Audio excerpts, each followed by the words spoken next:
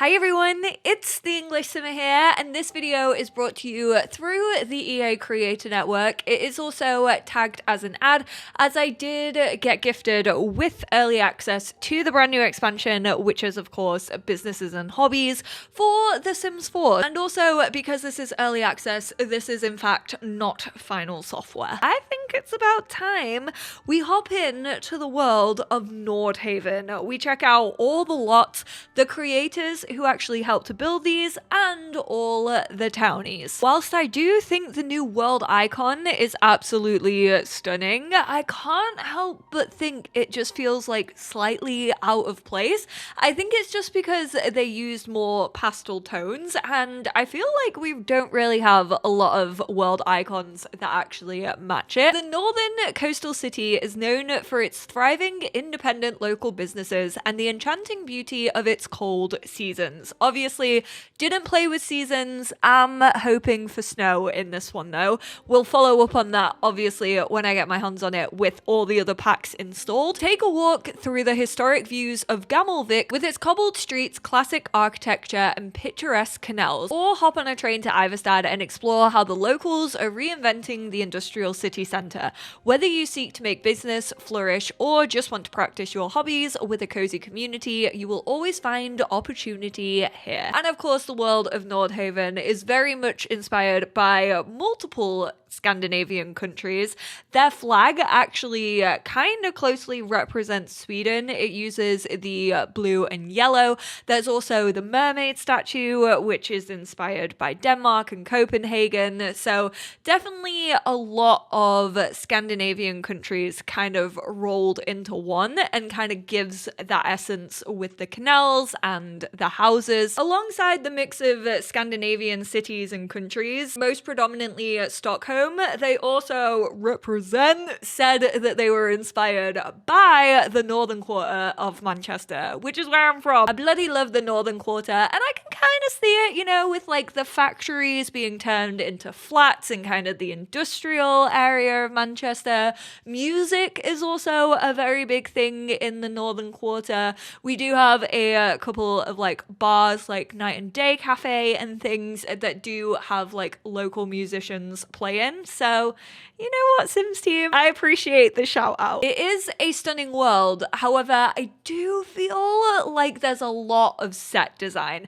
A lot of people were comparing this to Windenburg. It's definitely not that big. It's made up of 2 neighborhoods, and they both have 6 lots each for a total of 12 lots. And of course, there is a new lot type, which is the small business venue. We're gonna have a look at Iverstad first. Originally the industrial district of the city, Iverstad has recently turned into a natural settling spot for ambitious and stylish Sims. Many of its old factories have been repurposed as living spaces. The extensive terrains have recently been made available for new developments. Cross the bridge to the central island to check out its hobby meetups and meet the young community of this growing neighborhood. Just maybe steer clear of that one dark alley. They say a shady character hangs out there at night. Obviously, you can find the one and only Trashley's Alley, which I'm definitely going to suggest for you to check out because I love Trashley. There is also train spotting available at the train station. There is actually some swimming areas in this world. Unfortunately, you can't actually go to the lighthouse or like visit at all, not like in Cats and Dogs. There's not too much to do around this world outside of kind of the things that I've already spoken about. You can though, however, clean up the canals. So you can either go fishing or you can choose to clean it up. If you choose to clean it up, you can actually find a brand new collection, which is bike parts that you can actually use as like art pieces to hang up on your walls. And Iverstad is made up of 6 lots. One of them is a 20 by 15. 2 of them are 20 by 20s. One of them is a 30 by 20 and 2 of them are 50 by 40s. The first 50 by 40 is actually the new lot type of a small business venue. This is technically an abandoned one. No one is running this, nobody actually owns it. And it's New Harbour Park. There once was a city plan for this green plot to house a new business. Nobody knows exactly what it was going to be. The project fell through, leaving not much more than an empty shell of a building. Yet the locals still hope that an ambitious entrepreneur might one day turn it into something. Then for the 30 by 20, we actually have a small business residential. So this is a kind of house which also has a business underneath it known as Terra Potter, which is owned by Yolanda Koopman. For decades, the beautifully fired ceramics of the Koopman family have been a staple in Nordhaven. But when Gert took over the family shop in his youth, he wasn't confident he could run it all on his own. That is until he met Yolanda. It was love at first glaze. And together, the Terra Potter grew more successful than ever. Yet things can change with time. After many years of marriage, including a daughter who has moved out to university, Yolanda and Gert are not seeing eye to eye as much as they used to.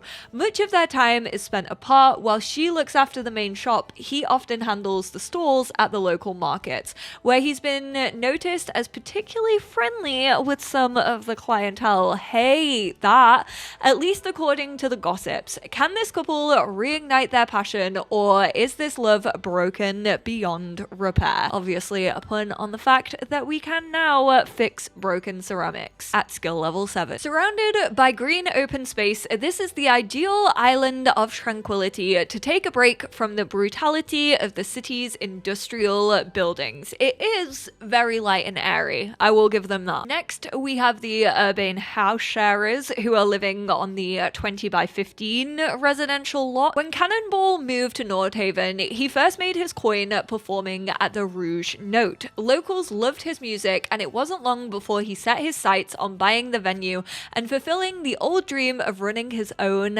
jazz lounge. Alas, he was still a few coins short. A new opportunity came around when Cannonball met Crispin, who in his own youth had spent a little too much on postmodern art sculptures, but was now looking to save some simoleons for his adoptive kid, Ollie. Before long, they all moved in together and have been splitting the bills since. Now, yes, Crispin can sometimes be too pompous, and sure, Cannonball can't afford the lounge quite just yet. But our dreamer has really found his groove in this new city, and as a man who's never had a chance to be a father, he's grown quite fond of having Ollie in his life. I love this little found family. They live in the old foundry. Back in the day, this brick building functioned as a small foundry used to produce metal castings. It's now been repurposed as a contemporary living space with an added top floor for a scenic view of the central areas of Iverstad. Next up is the completely empty 50 by 40 lot, which is Lighthouse Lookout.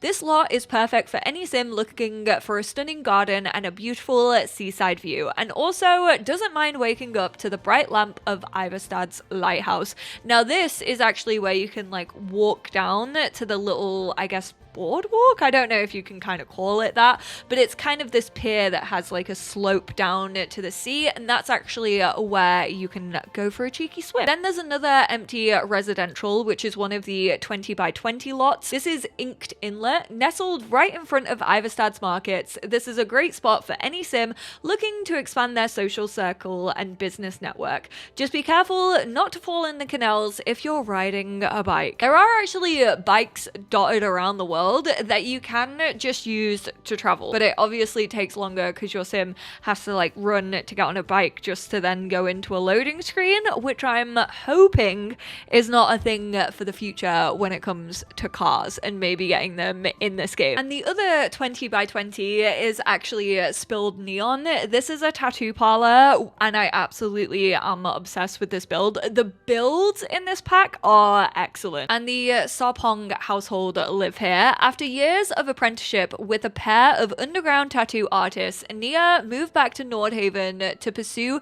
the dream of opening her own tattoo studio in the city where she grew up. But on top of that new set of skills and business ambition, she also came back with a child. Her daughter, Lorato, was just as thrilled to move to a new place, hoping to get the highest room and be even closer to the constellations she loves studying. This is the beginning of a new chapter in Nia's life as she begins begins to wonder what will be more challenging, being a single parent or starting her own business. With this lot, you can reach for the stars. This beautiful industrial conversion is perfect for anyone looking for ample space to pursue their hobbies and dreams. Moving on to the second neighborhood of Gammelvik, take a walk down the historic streets of Gammelvik and immerse yourself in the culture of Nordhaven's oldest district.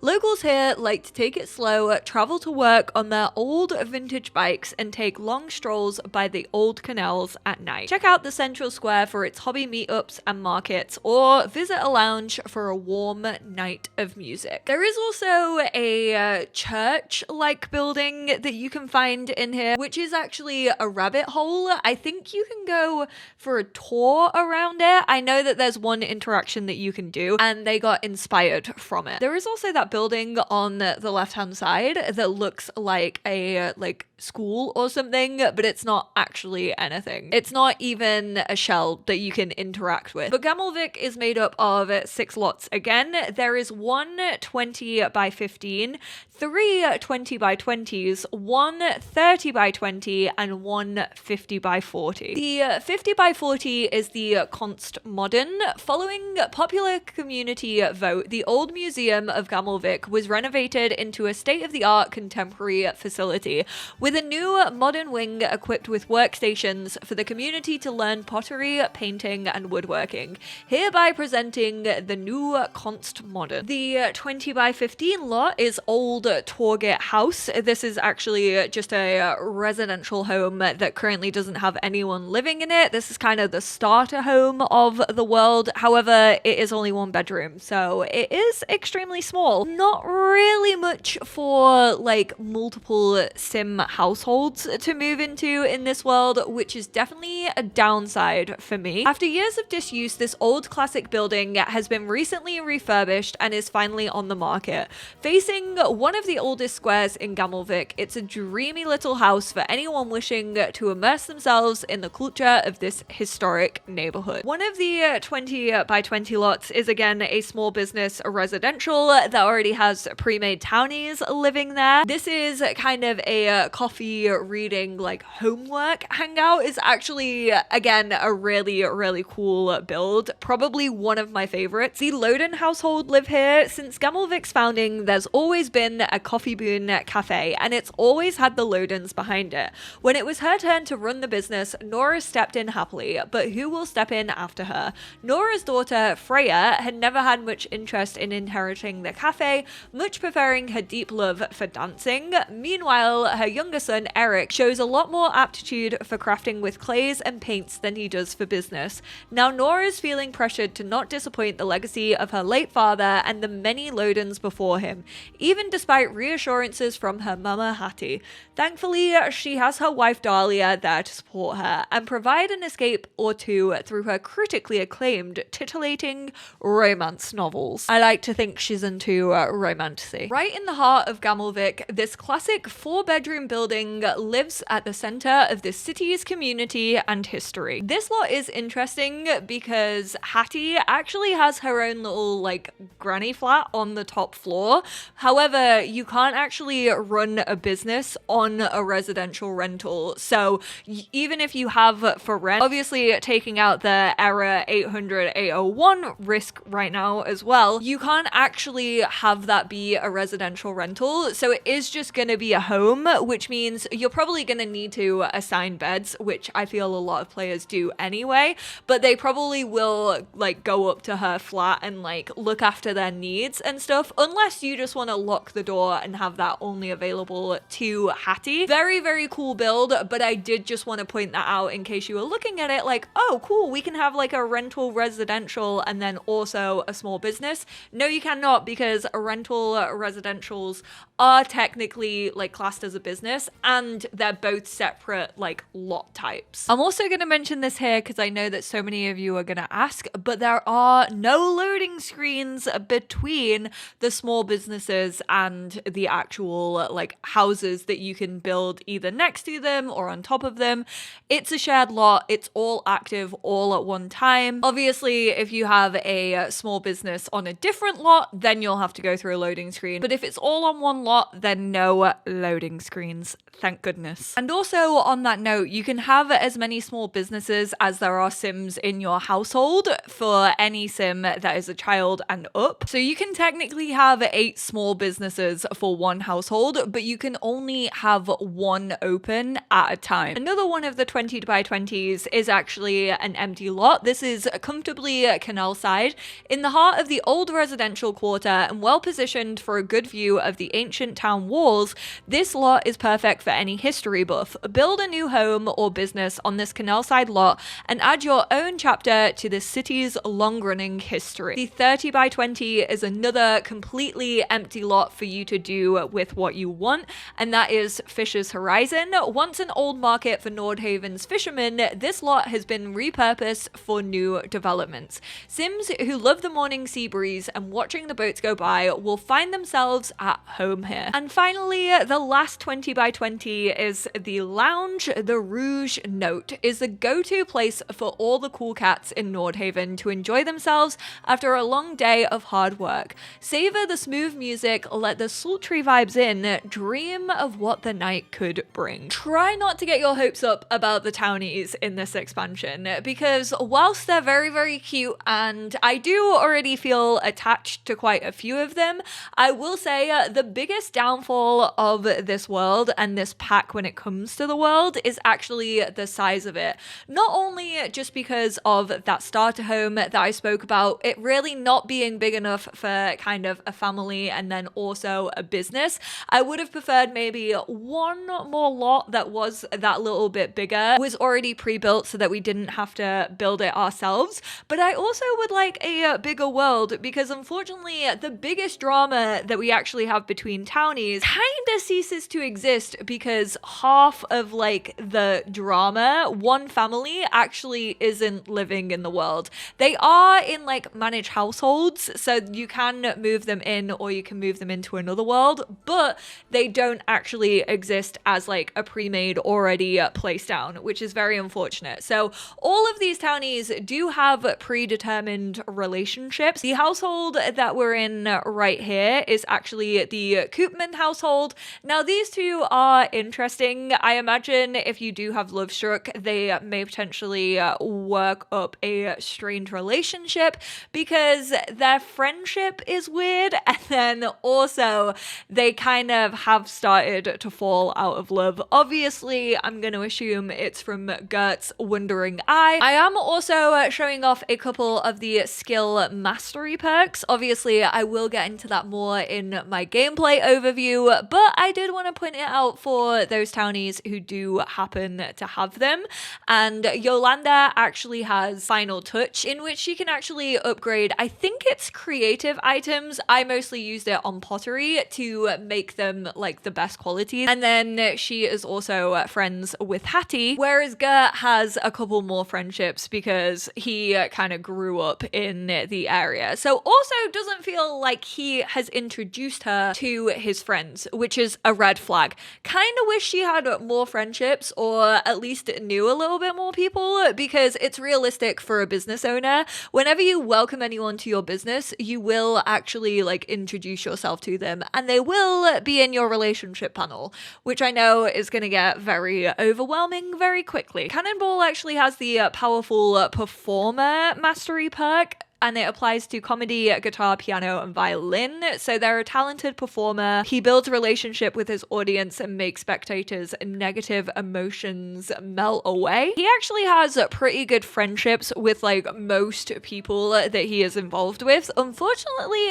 not Crispin, which I do find a little weird considering they do like live together and have lived together for a long while. Maybe it is just because Crispin is a little bit too pompous sometimes. However, Cannonball does get on very, very well with his kid Ollie. Nia, again, maybe not so unrealistically this time around, considering it did state that she's kind of just moved back to Nordhaven to set up her business, but unfortunately doesn't know anyone apart from her daughter. However, I do feel like if you enjoy playing as townies and you enjoy hopping into pre-made households, this is actually a really nice one to start in. One, because again, their house is stunning and also has so much like personality to it. You can go up to the rooftop and there'll be like a little rug laid out with a book next to a telescope, which kind of feels like Lorato has already started like the studying of the stars, and I just love a personality like that. However, she is also friends with Eric Loden. She's making friends before her mum. Grandma Hattie actually also has the secret spice, so experience allows her to increase the quality of food and drink with just a dash of spice. I'm fairly sure this was kind of already a thing. I can't remember if it's from the like career or what, but you could definitely increase the quality of food by doing something to it in the game before now. This is actually where the interesting storyline is. So this is the only sentiment, which is betrayed business partners, and Hattie is feeling this way about Bruno. However, Bruno and Felix aren't actually in the world, but these two Sims cannot stand each other. Any bridges have been burned after a heated argument about their family businesses. Bruno apparently owns like a sweet shop and didn't know who was gonna like look after the sweet shop, and then his grandson Felix actually stepped up to the plate, and that's the only beef. But obviously their sweet shop and also they don't exist in the world. It's just a missed opportunity for me. I know they're kind of giving you the option, I guess, to like create your own sweet shop and place them down, but this is the thing, this is why the world feels too small for me. It's like they were too restricted in the lots that were available, and they were like, oh well, we'll just have to not include like a pre-made household, which I personally think is unfortunate, because I always think you have the option to move a sim out if you want to, but moving them in, you might not actually even know that they exist if you don't go into manage worlds and you don't really check out like townies relationships with each other all that often. But apart from that, Mama Hattie like pretty much gets on with everyone. I mean, how could she not? She is an icon. She is the moment. And then Dahlia and Nora are wives. Nora is actually Hattie's daughter. And then they have two kids, Eric and Freya. On that note though, there is also a interaction called Nordhaven Noise. They've been doing this a lot recently, pretty much I feel since like Cottage Living. They've had kind of a gossip system that drops little tidbits of lore. I'm not actually sure if these change dependent on relationship, because I know that in growing together they actually like told you deeper and deeper stuff the more you befriended them, the more your relationship grew. So that will be interesting to test out. But you can do Nordhaven Noise on Townies and they'll actually give you little like sneak peeks into lore. That's how I originally found out about the beef, and I was like, Hattie, who even is this man? If I saw Bruno walking down the street, I simply would not know a thing, because in my mind he does not actually exist yet. I just really want like all of these gossip things to actually like start a reputation and like have an official gossip system within the game. I like finding out more about the townies. I just wish it had an actual impact on like how you felt about people. Even if you heard some like gossip before you met them and then you got like a negative kind of representation of them, so maybe you start off your friendship on like a negative. That to me is interesting.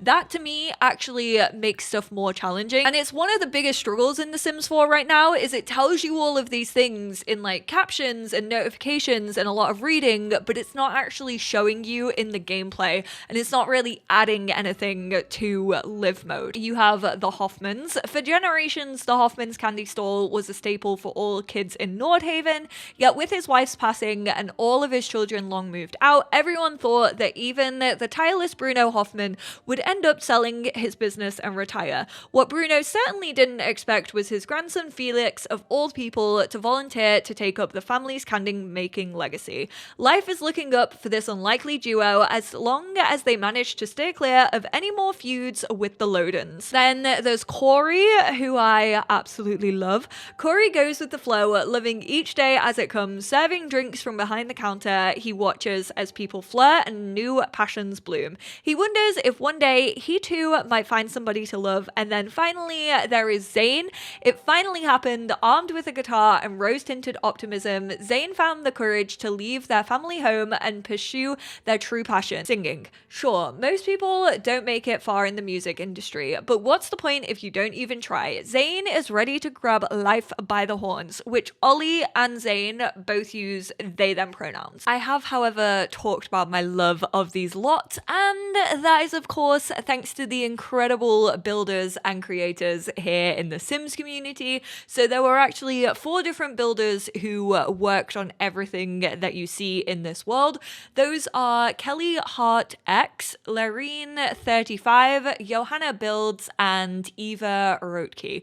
I will actually leave links to all of them down below. Please go yell about these builds, everything you love about them, because I'm sure you're going to enjoy them just as much as I did. The personal touches are definitely up there for me, and I absolutely love that as someone who really enjoys showing my Sims interests in their home, their clothing, and also just giving those little personal details. There we have it. That is everything in the world of Nordhaven. You are all up to date on the Nordhaven noise. Personally, I would like it to be bigger. I do think it's a slightly confusing world, but that kind of makes sense for kind of how built up it is. It's obviously like very narrow streets, very like narrow houses. There are a lot of small lots. So I would love to hear what you lot think about it from what you've seen. Also, I have changed it up a little bit. I haven't really focused on the descriptions whilst reading them. I've more so shown you the lot. So if you like that, let me know.